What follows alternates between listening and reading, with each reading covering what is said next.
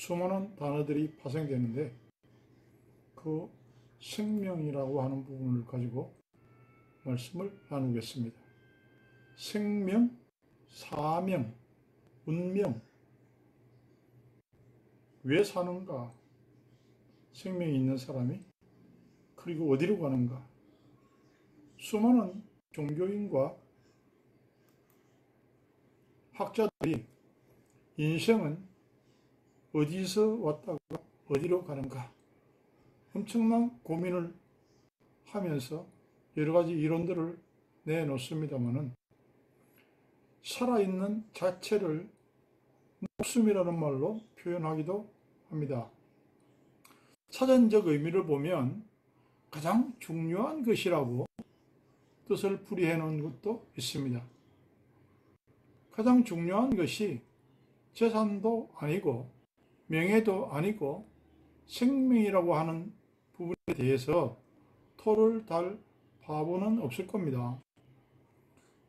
정치인들이나 배우, 가수 이런 등등의 사람들이 무대에서 사라지는 일이 생길 때 생명이 끝이 났다는 표현을 하기도 합니다.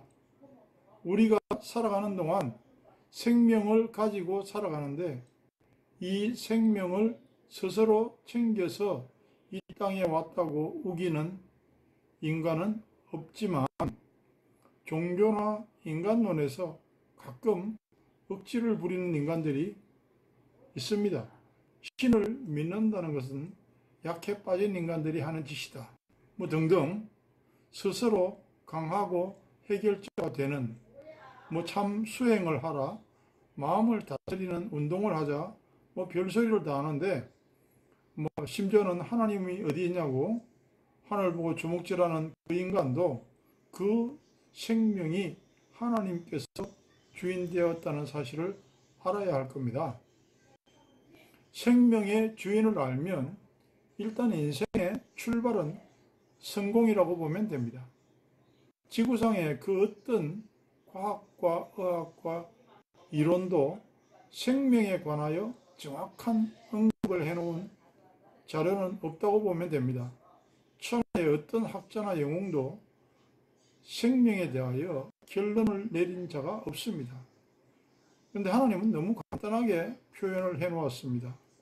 흙으로 남자를 만드시고 코에 생기를 불어넣으시니 생명이 된지라. 이 간단한 말 한마디에 얼마나 많은 것들이, 인생의 모든 것들이 표현되어 있는지 충분히 알 수가 있다고 봅니다. 문제는 너무 쉽게 표현되어 있어서 인간들이 믿지 못한다는 거죠. 자기는 모르면서 알려고 꿈도 못 꾸는 주제에 일단 그건 아니라고 우기는 인간이 많습니다. 생명의 의미를 모르기 때문에 왜 사는가에 대한 대답이 없습니다. 왜 사는가? 그 부분에 대한 대답이 곧 사명이라는 말로 나타날 수가 있는데, 똑같은 목숨을 나타내는 목숨 명자를 가지고 생명이라는 단어에 비하면 사명은 뭔가 정말 그 생명을 걸고 해야 할 만한 값어치, 그런 뜻을 엿볼 수 있는 단어이기도 합니다. 목적이나 목표를 연상할 수도 있을 겁니다.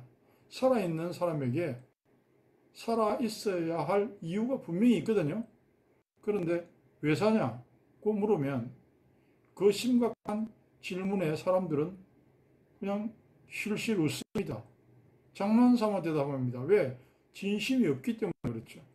죽지 못해서 산다 그러고 살아있으니까 산다 그러고, 우리는 한 번쯤 왜 사는가에 대한 스스로 질문을 해봐야 할 줄 압니다. 내가 살아야 할 정확하고 가슴 뛰는 이유가 없다면 누구에게 삶의 주제를 말하고 가르치고 논할 것인가? 스스로도 삶의 목적이 없고 이유를 모른다. 심각한 문제라고 생각하거든요. 우리는 가장 원초적이고 근본적이고 기초가 되고 기본이 되는 생명적인 문제를 놓고 한 번은 생각해 봐야 됩니다. 생명과 사명에 대한 정리가 되어 있지 않는 사람은 운명에 대하여 접근이 불가능합니다. 인간의 사명, 즉 평생을 살아가야 하는 심부름은 인간을 만드신 주인의 뜻인데, 왜 우리가 살고 무엇을 하면서 살고 어디로 가는지에 대해서 알고 살아야 되는 거거든요. 그렇지 않으면 운명에 대한 결론을 낼 수가 없습니다. 교회 다니는 사람들은 믿는 사람은 운명 어쩌고 그런 소리 하는 거 아니다. 알지도 못하면서 무조건 하고 그렇게 어줍잖은 결론을 내기도 하고, 불신자들이 그런 말 하지 예수 믿는 사람은 그런 말 하는 거 아니다.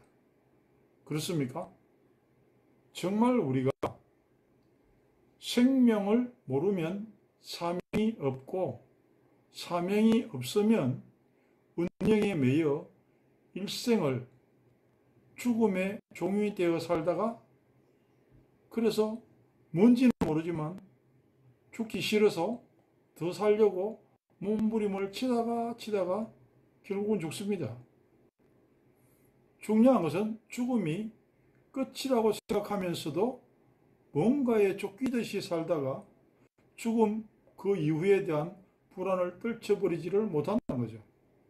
그렇게 고생하면서, 아니면은 그야말로 잔치를 하면서 범죄까지 서슴지 않으면서 쾌락을 쫓다가 영원한 세계가 있는 줄은 모르고 살다가 결국은 지옥으로 가는 그 문에 들어섰을 때, 그때는 후회가 통하지를 않습니다.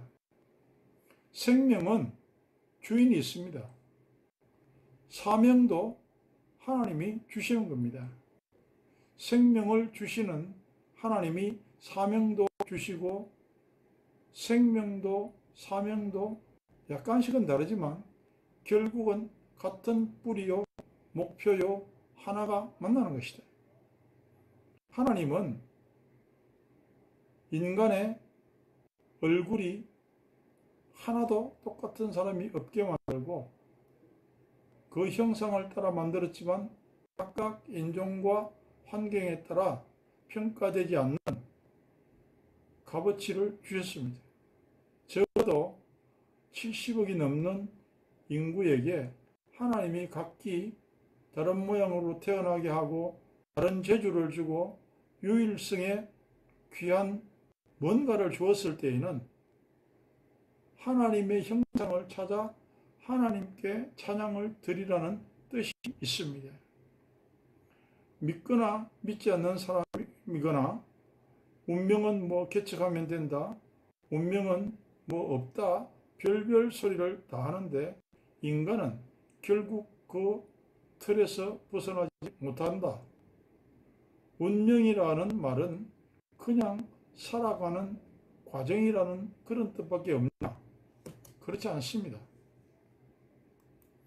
생명의 주인 되는, 진짜 주인을 알기만 하면 절대 인생이 그럴 수가 없습니다. 모르기 때문에 이리 부딪히고 저리 부딪히고 넘어지고, 우리가 스키장에 가보면 스키를 잘 타는 사람에게는 즐거움이죠. 파도 타기도 마찬가지입니다. 파도를 두려워하는 사람에게는 그게 죽음의 서곡이 될 수도 있지만, 즐기는 사람에게는 놀이터고 즐거움의 장입니다. 사람마다 그릇마다 그 생명 사명을 모를 때에는 고난일 뿐이지만, 생명과 사명이 정리된 사람, 하나님을 알고 적어도 인생의 주인이 누구인지를 인정하고 따라가는 사람에게는 운명인 즐거움이 됩니다. 영원한 나라에 대한 예고편이 인생이 되고요. 전도는 아주 간단하게 정의하고 인생을 그렇게 설명합니다. 우리가 살아가는 삶의 모양이 다른 사람들이 보기에 저 사람은 운명에 시달리고 사는가? 인생을 정말 보람되게 즐기면서 감사하며 살아가는가? 예수 믿는 사람 중에서도 그리스도를 설명하는 사람인가? 나의 삶이 진짜 살아계신 하나님을 설명하는 삶인가? 살아가신 하나님을 설명하는 그런 선전꾼인가? 한 가지만 놓치면 그 운명 속으로 들어갈 수도 있고, 한 가지만 놓치지 않으면 그 멋있는 삶을 누리고 정복할 수도 있습니다. 적어도 나는 하나님이 주신 생명의 소유자고 하나님의 형상으로 사는 사람이고, 나를 부르신 하나님은 절대로 나를 놓치지 아니하시고 내게 있는 그 사랑은 아무도 빼앗거나 훔쳐가지 못한다. 그것이 살아있는 사람의 특권입니다. 성경은 살아있는 사람에게는 누구나 희망이 있다. 어느 정도로 이 극단적 비유를 하느냐 하면, 개라고 하더라도 살아있는 개가 죽은 사자보다 낫다. 전도서 말씀에 그렇게 하고 있거든요. 생명의 소중함이에요. 값어치입니다. 다른 말로 해보면 생명이 있는 멸치가 죽어서 물결 따라 파도 치는 대로 떠다니는 고래보다 낫다. 너무 당연한 거 아닙니까? 그런 이유를 발견하는 인생은 그리스도 안에서만 가능합니다. 멋진 인생, 인생의 주인